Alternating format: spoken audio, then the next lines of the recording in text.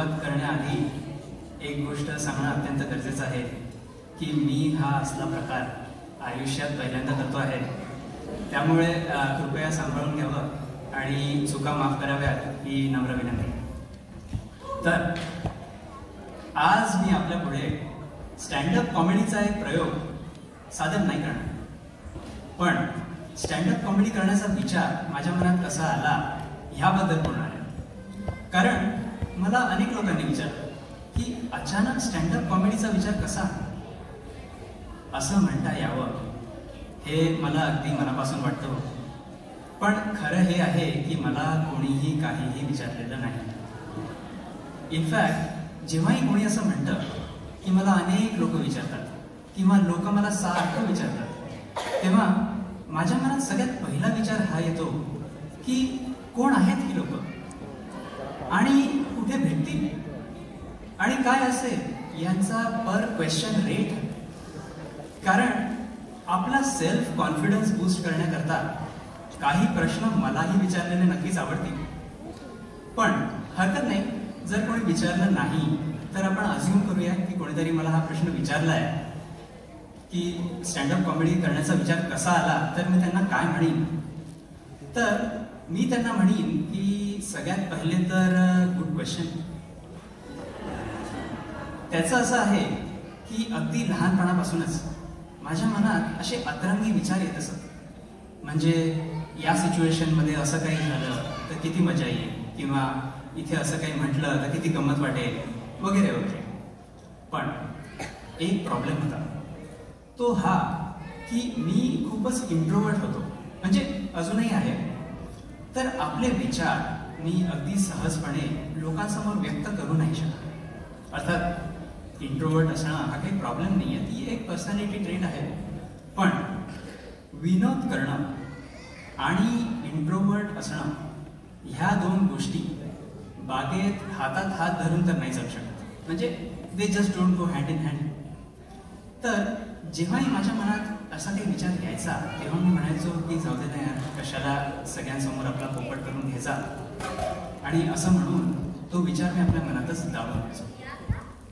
पण नवीन विचार येत आहेत, प्रोडक्शन काही थांबलं नाही आहे, तर त्यांचंही तेच आले की दाबा. असं वर्षानुवर्ष करता करता माझ्या मनात लेयर्स ओव्हर लेयर्स ऑफ दाबलेले जोक्स यांचा एकसा ढीग तयार झाला आणि हळूहळू एक प्रेशर बिल्डअप व्हायला लागलं. आणि त्या प्रेशर खाली ते जोक्स क्रश होऊन त्यांचा एक असा गरम मॅग्मा असा तयार झाला आणि वाहू लागला. आणि तो मॅग्मा एक दिवस लाव्हा बनून बाहेर येईल आणि पूर्ण जगाचा विध्वंस तर नाही करणार, पण माझं काहीतरी बरं वाईट करेल अशी भीती मला वाटत. त्यावेळी सगळ्यात पहिल्यांदा हा विचार आला की नाही यार, हे मॅटर जरा सिरियस होत चाललाय, तर आपण याचं काहीतरी केलं पाहिजे. आणि तेव्हा सगळ्यात पहिल्यांदा हा विचार आला की स्टँडअप कॉमेडीच्या माध्यमातून आपण असा एक आउटलेट असा शोधू शकतो. तर सगळ्यात पहिले तर मित्रांचा सल्ला घेतला. मित्रांनी मात्र खूपच सपोर्ट केला.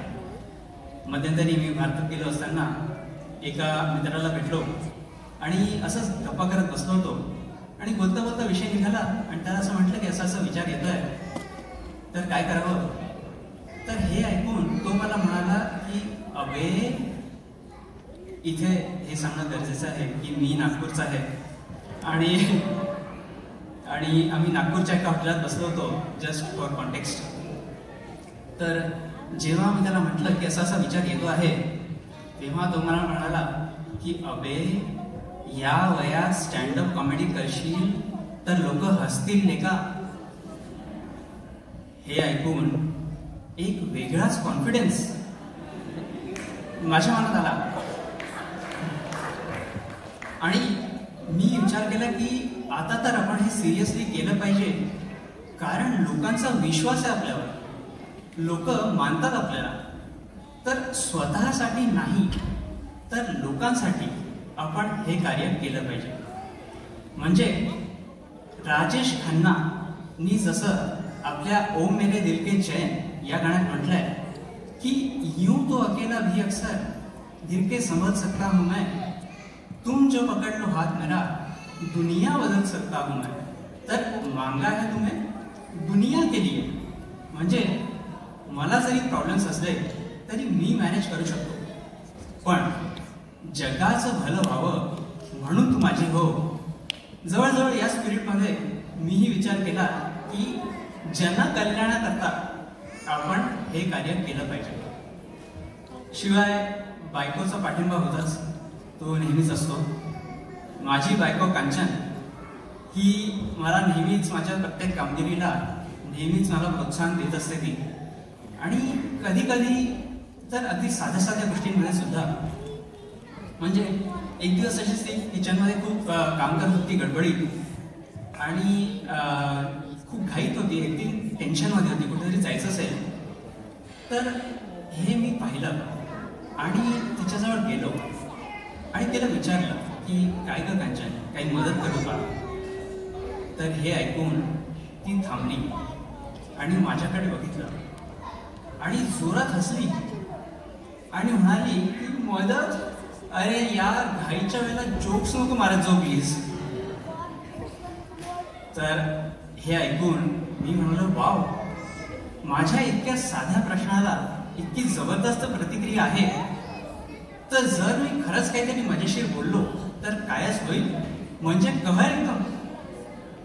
तर अशा काही पॉझिटिव्ह अनुभवांमुळे माझा आत्मविश्वास खूपच वाढला होता आणि मी विचार केला की एक प्रयत्न करायलाच हवा.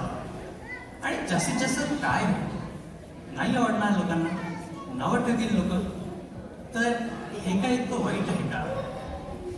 तर हो आहे, खूप एम्बॅरेसिंग सुद्धा आहे.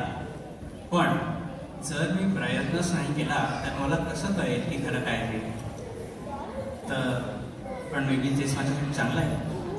असे विविध प्रकारचे कॉन्फ्लिक्टिंग थॉट्स माझ्या मनात अजूनही येत होते, पण त्या सर्वांवर मात करून मी शेवटी ठरवलं की एक प्रयत्न आपण नक्कीच करायला हवा.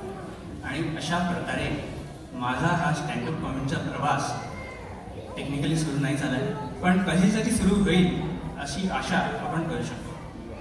तर हे माझं प्रवास वर्णन तुमच्यासमोर सादर केल्याबद्दल मी आपला क्षमाप्रार्थी आहे आणि ते ऐकल्याबद्दल तुम्ही धन्यवाद योग्य आहात. तर आपले खूप खूप धन्यवाद.